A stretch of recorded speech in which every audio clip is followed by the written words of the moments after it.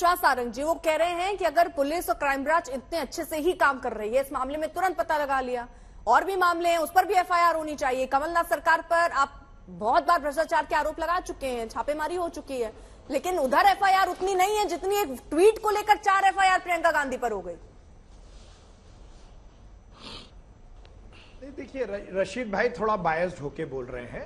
मुझे आश्चर्य है कि वो कानून में जो लिखा हुआ है उसके खिलाफ बात कर रहे हैं। कानून के हिसाब से यदि कंप्लेंट होगी, आप भ्रामक प्रचार करोगे, आप भ्रामक जानकारी दोगे, तो ये कानून की परिधि में आता है। आईटी एक्ट में भी आता है, सोशल मीडिया के दुरुपयोग भी आता है, और इस सबसे ऊपर आप समाज की भावनाओं को ठेस पहुंचा रहे हैं। ये छोटा मोटा मामला नहीं है अर्पिता जी। केवल ये कह देना कि ये आरोप है, आरोप लगाना अलग बात है। मैं फिर कहूंगा, आप कंटेंट पढ़िए प्रियंका जी के ट्वीट का। उन्होंने पूरी दावे के साथ कहा है और इस तरह से कहा है जैसे वो इस संगठन की प्रवक्ता हो, और इन्होंने इसको कर्नाटक से जोड़ने की कोशिश की है। और ये देखिए, मैं फिर कहूंगा, ये स्क्रिप्टेड है।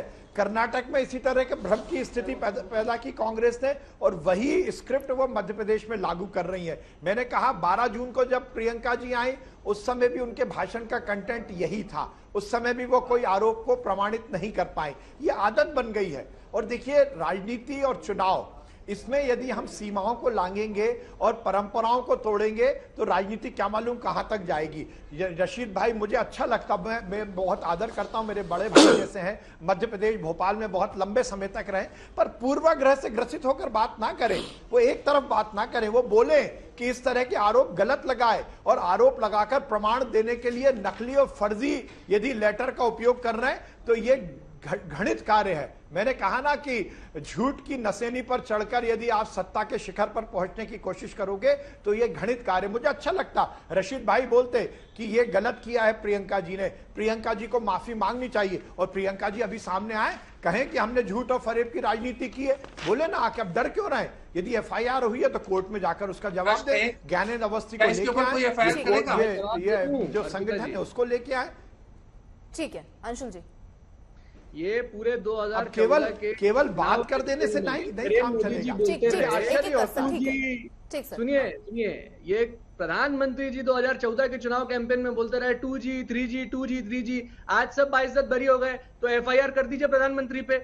ये जो बातें, ये दोहरे मापदंड हैं और सिलेक्टिवली अपनी सरकारी। एक बात बताइए, अच्छा एक बात बताइए रशीद भाई, अंशुल जी, आचार्य जी, एक बात बताइए, तो क्या एफआईआर नहीं होनी चाहिए? आप बोल दीजिए ना, इस मंच पर बोलिए ना, मेरा मानना है, आप पर बोलिए कि नेहरू परिवार की लड़की है इसलिए एफआईआर नहीं होनी चाहिए।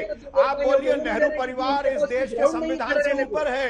आप बोलिए ना, आप 10 जनपद की भाषा बोल रहे हैं, अपनी बारी में सर, ऐसे नहीं। ठीक है सर, प्लीज अपनी बारी में आपको समय पर अंशुल जी। ठीक है, घोटालों की जांच 10,000 करोड़ रुपए कहाँ है? कानून से बड़ा है नेहरू परिवार।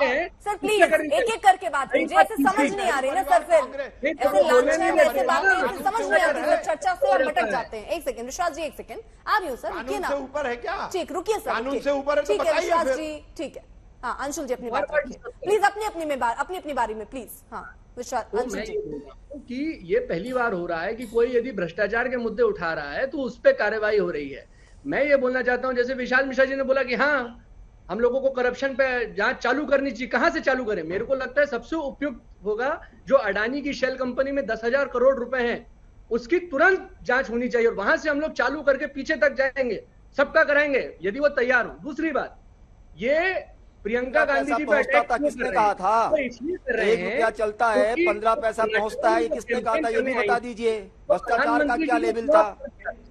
बात क्या हुई थी कि आप पब्लिक को बताइए ना। प्रियंका जी की एक भाषण से धराशायी हो गए। आज मध्य प्रदेश का हर एक बच्चा जानता है कि व्यापम से लेके अभी पटवारी।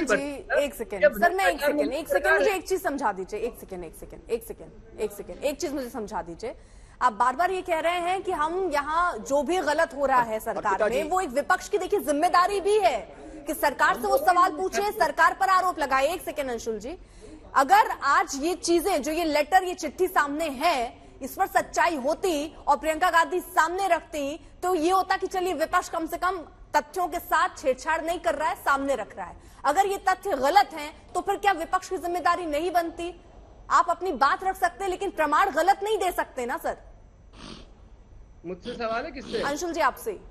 हाँ देखिए, मैं ये बोल रहा हूँ कि तथ्य की बात नहीं है, उन्होंने खुद कोई लेटर नहीं लिखा है। और पिताजी हमें समझ मैं जो बोल लीजिएगा, रहा हूँ कि इसकी आप जांच कराओ। आप विसिल ब्लोअर को बोल रहे हो कि आप एफआईआर करा रहे हो, एक जगह नहीं 4 जगह। राजनीति अरे अरुण यादव ने वो किया है कि नहीं सर ट्वीट? अरुण यादव ने वो ट्वीट किया है कि नहीं वो चिट्ठी पूरी? मेरी बात सुनिए ना, वो चिट्ठी कहाँ से मिली उनको, मुझे बताइए कहाँ से मिली चिट्ठी? अर्पिता जी, नरेंद्र मोदी जी ने बोला 2G 3G सर, सब अंशुल जी, हो गए तो 2G 3G प्रधानमंत्री छोड़िए अंशुल जी, मुझे आप ये बताइए अरुण यादव को कहाँ से मिला? अरुण यादव को चिट्ठी कहाँ से मिली सर? किसने भेजी, कहाँ से मिली, पता है क्या जी? वो चिट्ठी कहाँ से मिली अरुण तो मीडिया यादव में आई है, वो तफ्तीश करिए ना। पर मैं ये बोल रहा हूँ कि क्या प्रधानमंत्री पे एफआईआर होना चाहिए? यदि प्रियंका जी पे एफआईआर हुई है तो 2G 3G पे जो प्रधानमंत्री जी ने झूठ बोला है, क्योंकि उच्च न्यायालय से सर्वोच्च न्यायालय से बरी हो गया है लोग, तो मोदी जी पे एफआईआर कराई है यदि प्रियंका जी पे कराई है। अगर कुछ भी सोशल मीडिया पर चलेगा, कहीं सोशल मीडिया पर कुछ भी चलेगा तो कांग्रेस पार्टी से हम आगे भी रखें ऐसा कि वो कुछ भी ट्वीट कर सकते हैं बिना किसी प्रमाण के। यदि प्रियंका जी ने कैंपेन किया, ये खरीदी हुई सरकार है इनकी, ये लोग हार चुके थे पिछले चुनाव में, पैसे देके वापस आए हैं, इस बार इनको निपटाने वाली है जनता, इसीलिए दुखी होकर ये लोग ये सब चीजें कर रहे हैं। और इनके पास अब बोले हमारी जमीन खत्म है, ये पिछला चुनाव हारे हुए हैं, ये खरीदे हुए सिंधिया जी जो बिक गए थे उनके साथ आए हैं, और उनको बकायदा 50-50। छोटा सा रिएक्शन में जल्दी से विशाल मिश्रा जी और विश्वास सारंग जी, इस पर टिप्पणी आपकी। ये भ्रष्टाचार पे बोलेंगे। ठीक, विश्वास सारंग जी। और पिताजी आ रही हो, विशाल जी आ रही हो। विश्वास सारंग जी आवाज आ रही है? हाँ जी अर्पिता जी। हाँ अर्पिता जी देखिए, मुझे आश्चर्य हो रहा है, चाहे आचार्य जी बात करें, चाहे अंशुल जी बात करें या रशीद भाई बात करें, इस बात कर तो बात अब हो ही नहीं रही। अब तो ये बोल रहे हैं कि एफआईआर क्यों कर दी। अरे मुख्य मुद्दा आप ये बताइए कि आपने झूठ बोला या नहीं, इस पर भी तो कोई खुलासा कर दे। प्रियंका जी सामने आए ना ताकत के साथ। दिल्ली में बैठकर आप ट्वीट करते हो, झूठे व्यक्ति को कोट करते हो, झूठे संगठन को कोट करते हो, तो आप आके सामने बताइए दमदारी के साथ। ये बोलिए ना कि ये ज्ञानेंद्र अवस्थी नाम का व्यक्ति इस जहां में है या नहीं है। ये जो संगठन है लघु एवं मध्यम श्रेणी संविदाकार संघ, ये है या नहीं। मुख्य मुद्दा तो ये है, आप बातें कर रहे हैं, ये जांच के बाद ही आया है कि ये मुद्दा, ये लोग नहीं है।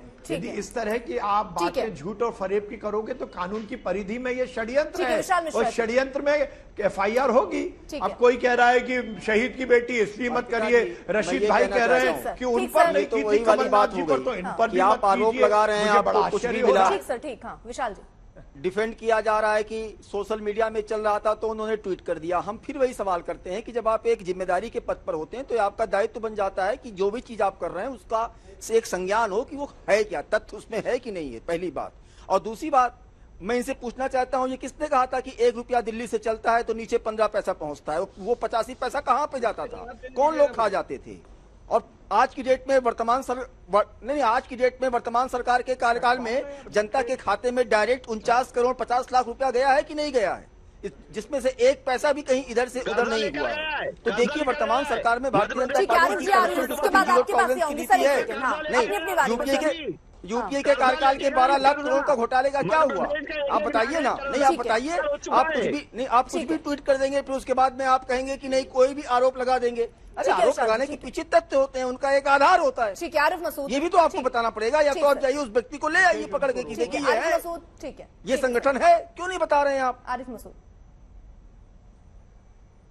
अर्पिता जी, जो ये बात कर रहे हैं कि पैसा एक खाते में गया तो कर्जा लेके गया, एक प्रदेश का एक नागरिक कर्जदार हो चुका है, इसका उल्लेख। अरे 1 रुपया चलता था, 85 पैसा बीच में कहाँ जाता था, ये भी बताइए ना जनता को। आज तक के माध्यम से तो हमें दर्शक सुन रहे लाखों दर्शक, आप बताइए ना कि 1 रुपया चलता था तो बीच में 85 पैसा कौन खाता था, कहाँ जाता था?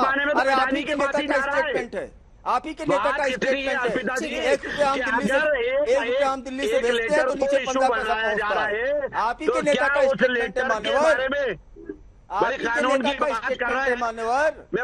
और आज जनता के खाते में 49 करोड़ 52 लाख रुपया डायरेक्ट ट्रांसफर हुआ है, 1 पैसे का भी हेरा फेरी नहीं है। हेलो जी आरिफ जी, एक पैसे की हेराफेरी नहीं है। मध्य प्रदेश के लोगों को कर्जे में डुबा दिया, सिर्फ घोषणाओं के अलावा कुछ नहीं है। व्यापम से लेके यहाँ तक के सारे घोटाले पटवारी तक के सामने है। भाई बात ठीक है इतनी सर, है ठीक है कि सर, अगर वो एक तू पत्र मैं लेके करते उठाओ, हैं। की लिस्ट बताइए वो क्या प्रमुख होगा? भ्रष्टाचार प्रमुख के लिए कुछ कहना चाह रहे हैं। रशीद द्विवेदी इसके तुरंत बाद बताएंगे ना, अभी टोटल में ठीक है आया सर, था। ठीक है, हो गई और सर बात। जांच एक अधिकारियों सेकंड के सर, और भी मेहमानों को समय देना होगा। भ्रष्टाचार को आचार्य बचाने प्रमुख के लिए। ठीक है आरिफ मसूद जी, ठीक है। देखिए विश्वास सारंग जी, एक तो बार बार आप कोट कर रहे हैं, गलत कोट कर रहे हैं मेरी बात को। मैं ये नहीं कह रहा प्रियंका जी को बख्श दो, आप एक नहीं 100 FIR करा दो, लेकिन प्रियंका गांधी जी का आपको सम्मान करना चाहिए था, उनका धन्यवाद अदा करना चाहिए था, उसके बदले आपने FIR कर दी। दूसरी बात, बीजेपी में तो आटे में नमक चलता था, आपने तो इस बार नमक में आटा मिला दिया। इतना बड़ा रेशो 50%, ये तो बड़ा गड़बड़ है। मुख्यमंत्री जी से आज पूछिएगा कि साहब ये गड़बड़ क्यों है, इतना रेशो ऊपर नीचे क्यों हो रहा है, ये फ्लक्चुएशन क्यों है। आटे में नमक तो चलता था करप्शन, लेकिन साहब इस बार तो आपने 18वें साल में, 20 साल में 18 साल आप ही चला रहे हैं। पहले तो आटे में नमक था, इस बार तो नमक में आटा मिला दिया। तो शिवराज जी से कहिए, और 18 साल के बाद में अगर सरकार चली जाएगी तो कौन से पहाड़ टूट पड़ेगा। विश्वास सारंग जी, दिल बड़ा रखिएगा, परिवर्तन संसार का नियम है। इतने दिन से आप चला रहे हैं, फिर कमलनाथ जी की सरकार बनने दीजिएगा, कांग्रेस की सरकार बनने दीजिएगा। और जनता चाहती है, जनता चाहती है, रवानी का नाम जिंदगी है, चलते रहने का नाम जिंदगी है, चरे बेती। इतना परेशान मत होइए, सरकार जाएगी तो चली जाए, खुशी से कहिए। अगर जनता को पसंद आएगा तो हमें दोबारा लाएंगे, जनता को नहीं पसंद आएगा हमें नहीं लाएंगे। लेकिन मैं हाथ जोड़ के निवेदन करना चाहता हूं, करप्शन का इतना बड़ा अनुपात, इतना बड़ा रेशो, ये ठीक नहीं है। 10, 20, 2-4% चलता है, आटे में नमक चलता है, नमक में आटा नहीं चलता। धन्यवाद। रशीद द्विवेदी, छोटा सा रिएक्शन सर। आ रही विश्वास सारंग जिसके बाद अर्पिता जी, इन्होंने मेरे को कोट किया, मुझे बोलने दीजिए। ठीक है सर, 10 सेकंड समय कम है, मुझे रशीद जी के पास भी जाना है। ठीक है विश्वास सारंग जी। हाँ, अब देखिए, बड़े दर्शन, आचार्य जी ने बहुत दर्शन की बातें आप ही की। बोलिए विश्वास मुझे लगता सारंग है जी। आचार्य जी को ये जो सीख है ये कांग्रेस को देनी चाहिए। आचार्य जी को ये सीख कांग्रेस को देनी चाहिए। और आचार्य जी भूल गए दिग्विजय सिंह जी के चुनाव में आए थे भोपाल में, क्या आप दिल हुआ बड़ा था। करिएगा, इस तरह की बातें आप दिल करना बड़ा और करिएगा। दर्शन की बातें मैं भी कर सकता हूं, साहित्यिक बातें। मध्य प्रदेश में भारतीय जनता पार्टी की सरकार बनने वाली है, प्रचंड बहुमत से बनने वाली है। झूठ फरेब की राजनीति मध्य प्रदेश में नहीं चलेगी।